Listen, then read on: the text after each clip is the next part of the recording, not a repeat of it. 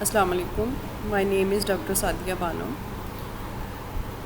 The today's lecture is regarding the abnormal first and second stage of labor.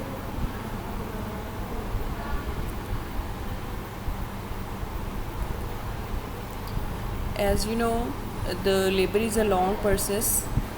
The labor starts with the strong uterine contractions will lead to the cervical dilatations, and the first stage of labor is said with the onset of labor till the full dilatation of the cervix, and the duration of the first stage of labor in nulliparous is approximately 8 to 12 hours, and in multiparous 5 to 8 hours. Exact time cannot be set for the first stage of labor. And the first stage of labor is further divided into different phases, that is the latent phase, phase of acceleration, active phase, and deceleration phase. The Friedman graph of labor shows the different phases of the first stage of labor, that is the latent phase, that usually takes about 8 hours. Then there is a active phase, and which is further divided into acceleration phase, phase of maximum slope, and then there is a deceleration phase, and after that there is a second stage of labor.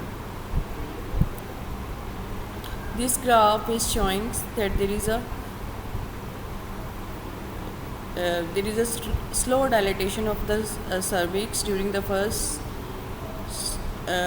during the latent phase of labor. Then there is a rapid increase in the dilatation of the cervix, and as well as it is showing that there is a gradual descent in the fetal head, and there is a rapid descent during the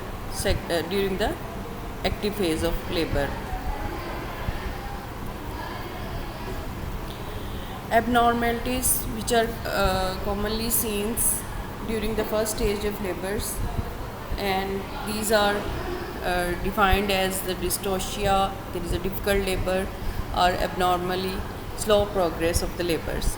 There are three main abnormalities which can lead to the prolongation of the first stage of labor, that is there may be a fault in the power, that is abnormalities of the expulsive forces, and it is called the uterine dysfunctions, or there could be abnormalities of the presentation or position of the fetus, and sometimes there are abnormalities in the passage, that is abnormalities of the bony pelvis, abnormalities of the birth canal.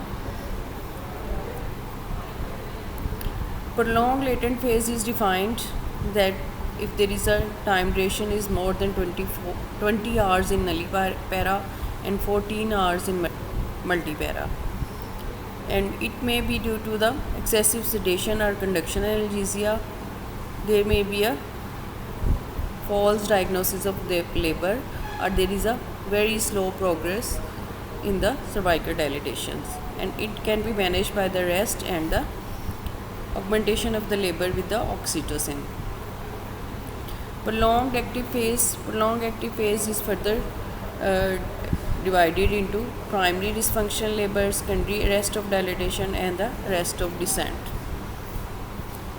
Primary dysfunctional labor is said when there is a slow rate of cervical dilatation, that is 1 centimeter per hour in nullipara and less than 1.5 centimeter per hour in multipara. And the secondary arrest of dilatation, it usually accompanied by the primary dysfunctional labor. Initially there is a cervical change that is slow.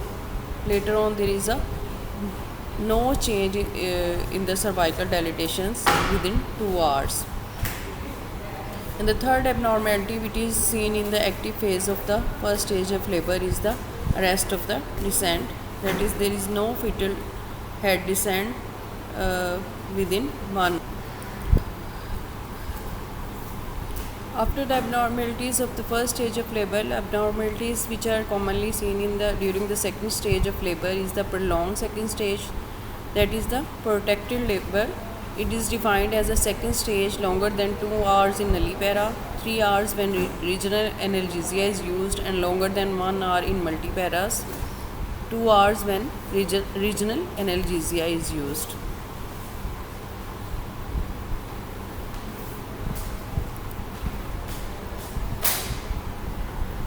An arrest of descent can be diagnosed after 1 hour if there is no descent despite good maternal pushing efforts. And the common causes of the prolonged second stage of labor is the malposition of the head, ineffective uterine contractions. There could be a sphalopelvic disproportions or the use of epidural analgesia. Prolonged second stage of labor may lead to the obstructive labor, and obstructive labor is said when there is a despite good uterine contraction there is no descent of the fetal head. It is usually it can lead to the absolute CPD. There could be a deep transverse arrest. There could be a malpresentation of the head, that is occipito-posterior or the deflexed head.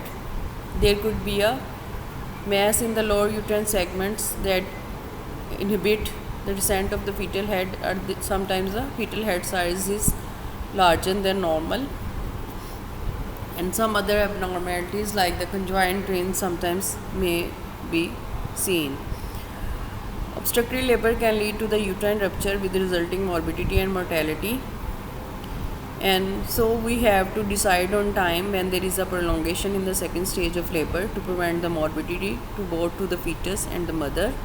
And we should opt for the cesarean section if there is a prolongation in the second stage of labor more than 2 hours.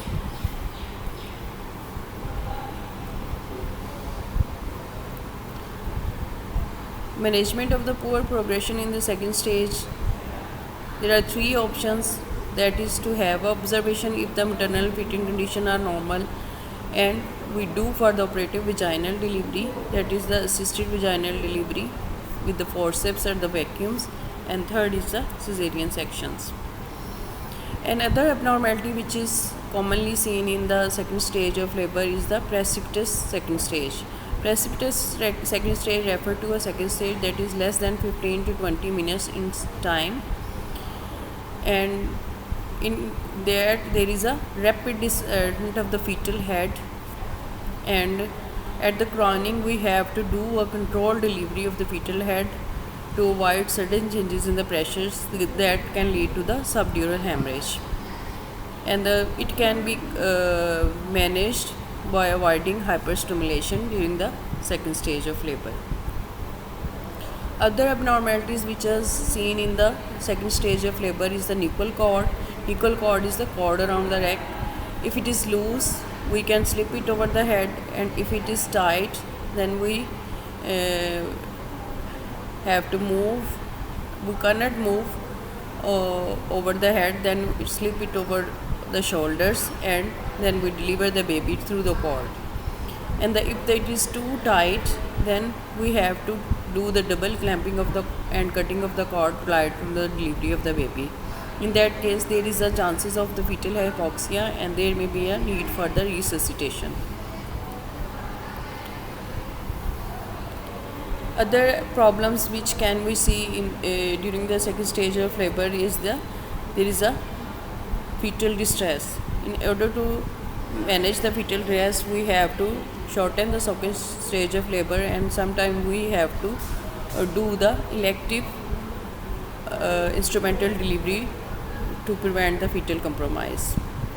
Other problems which can be seen during the second stage of the labor is the perineal trauma. Perineal trauma that is of different degrees. First degree, if there is only the involvement of the vaginal mucosa and the perineal skin. Second degree, if there is a injury to the perineal muscle, and third degree, if there is a external anal sphincter is torn, and the fourth degree, if there is a involvement of the rectal wall. In order to prevent that, we give the episiotomy in those patients when we consider that there is a narrow outlet.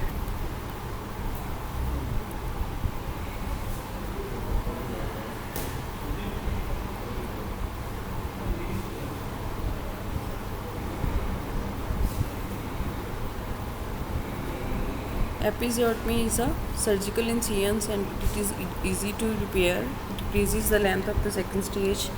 It reduces the stoma to the perineum.